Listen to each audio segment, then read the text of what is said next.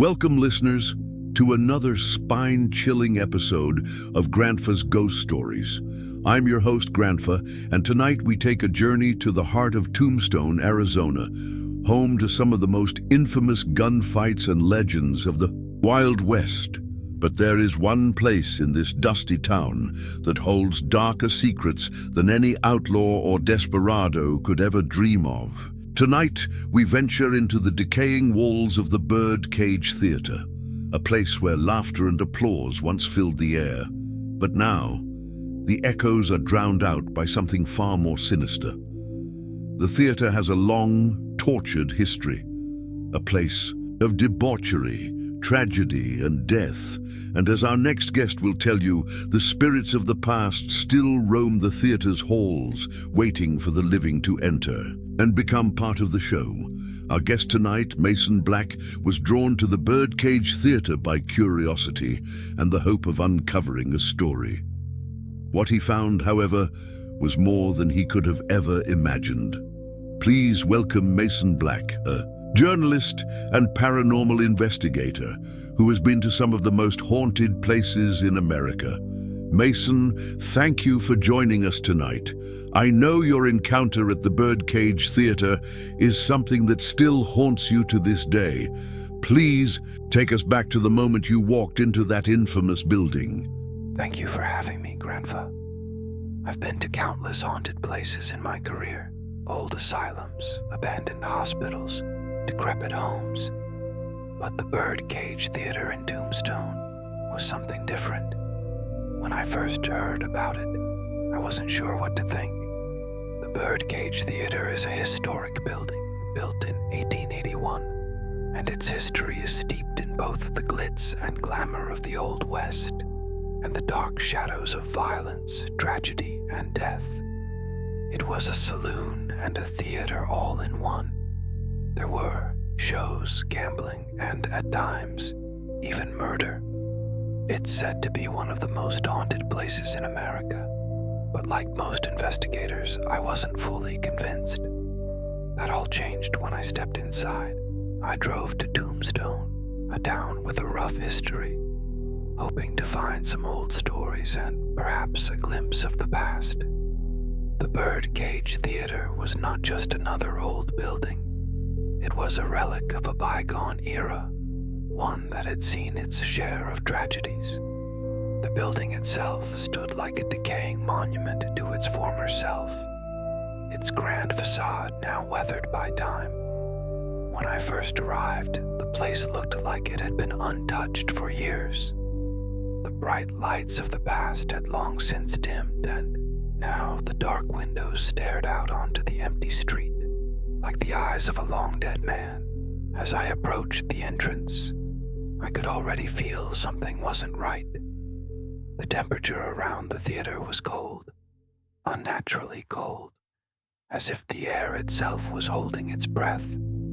The front door was old and heavy, creaking as I pushed it open. Inside, the musty smell of old wood and dust filled my nose, and the silence was oppressive. The lobby was lined with faded posters of past performances and old photographs of actors and gamblers who had once walked the very halls I now stood in. The lobby itself was dim, lit only by the flickering bulbs hanging overhead. The floorboards creaked under my weight, and I swear I could hear faint echoes of laughter and music, though there was no one around. I wasn't alone, though. I had a team with me, experienced investigators who had done their fair share of ghost hunts. But when we stepped deeper into the theater, it was as if the entire building had shifted around us. The air was thick with the weight of history, and as we set up our equipment, the temperature seemed to plummet further. My breath fogged up in the air, even though it was a warm evening outside. I told myself it was just the age of the building, the drafts, but there was something about it, something that felt alive. We began our investigation in the main theater area, setting up cameras and EVP recorders. The room was large, with a stage at the far end, but the seats were old, their upholstery torn and faded. The walls were lined with faded red curtains, some of which were partially hanging off their rods. It felt like the past had never left this place, like the building had been suspended in time, forever haunted by its history. The lights above us flickered occasionally, casting long, erratic shadows across the room. It was at this moment that I heard it, the first whisper. "Help me." I stopped, immediately turning to my team, but they hadn't heard it. I listened again, but the whisper was gone. I tried to brush it off, telling myself it was just the building settling, maybe a draft or an electrical issue. But as we continued to set up our equipment, I could feel it. Something was watching us. The atmosphere in the theater had changed. The shadows in the corners seemed deeper now, and I couldn't shake the feeling that we weren't alone. We moved up to the balcony area where the seats were rotting and abandoned.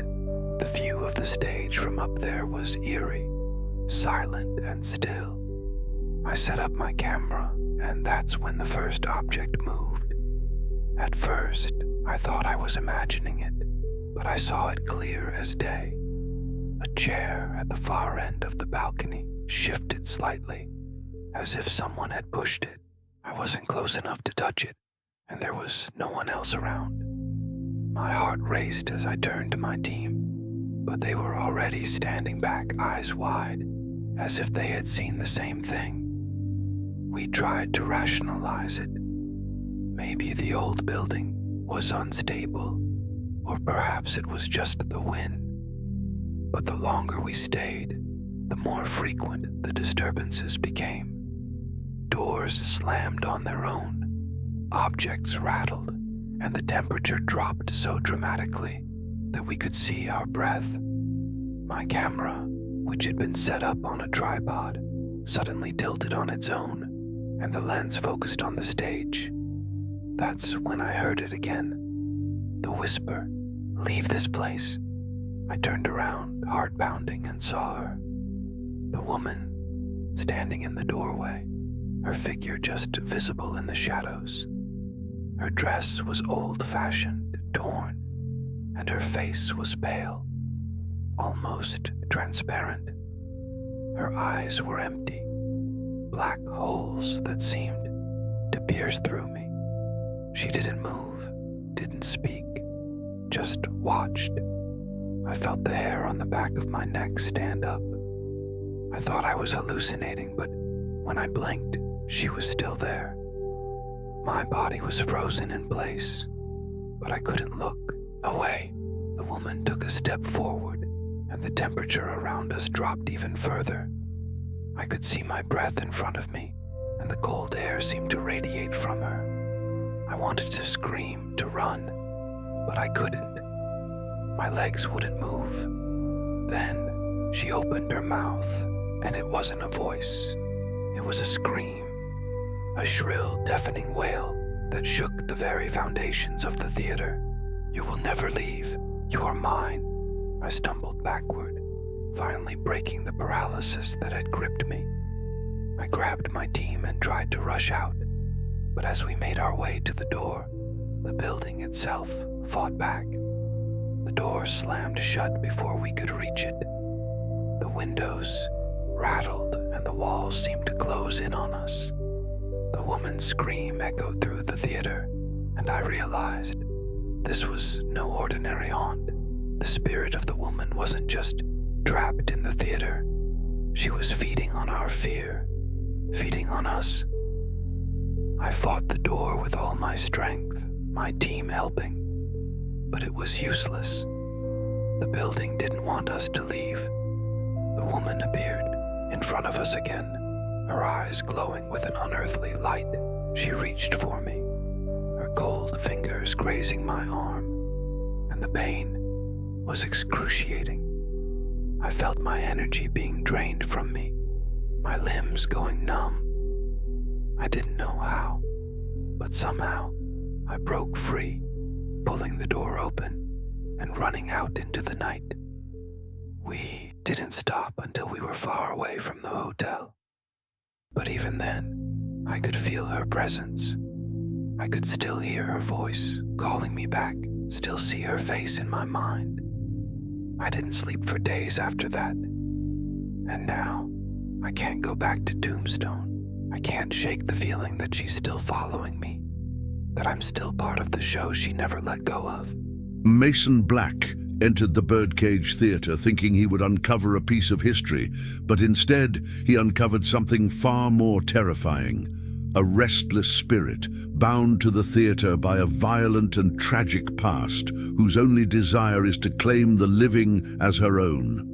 Mason managed to escape, but the haunting continues to follow him. The theatre, it seems, is not just a building. It is a living entity, hungry for souls, and it won't let you go.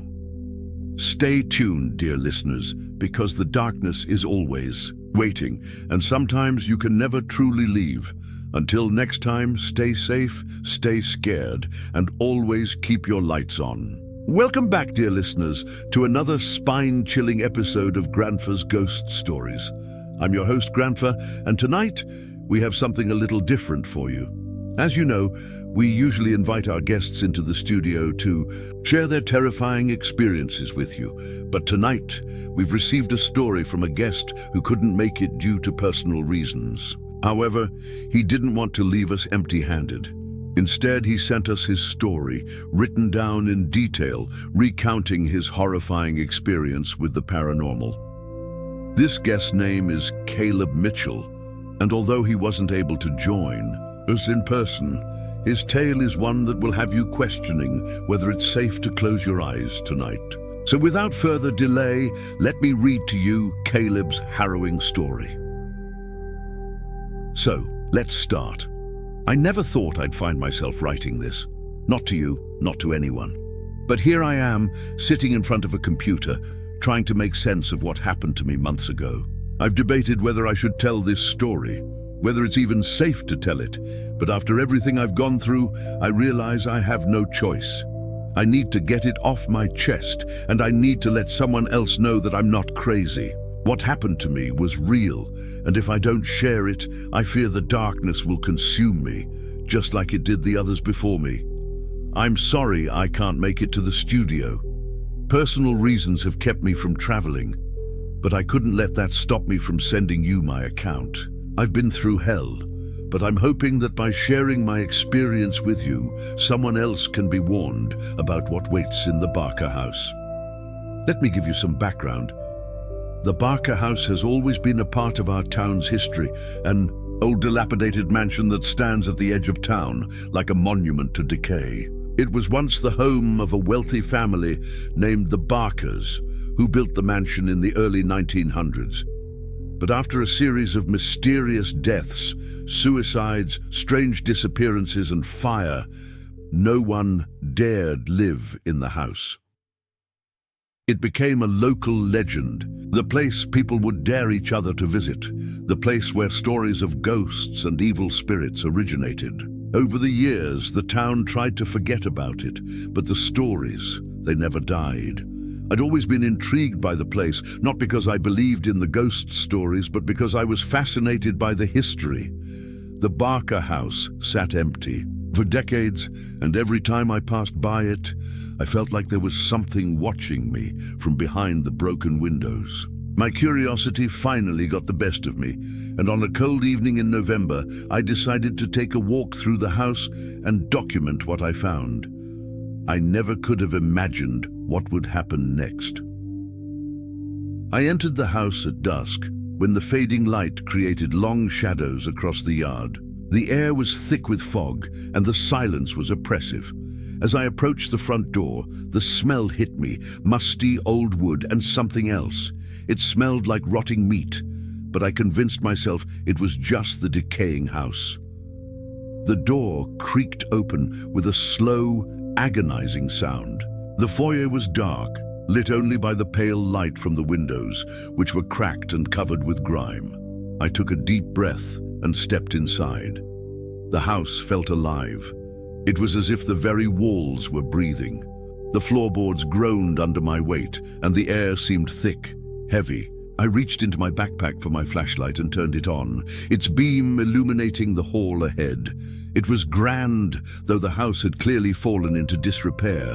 The walls were adorned with faded wallpaper, and the furniture, broken, old, and covered in dust, seemed frozen in time. But as I moved through the foyer, something felt off.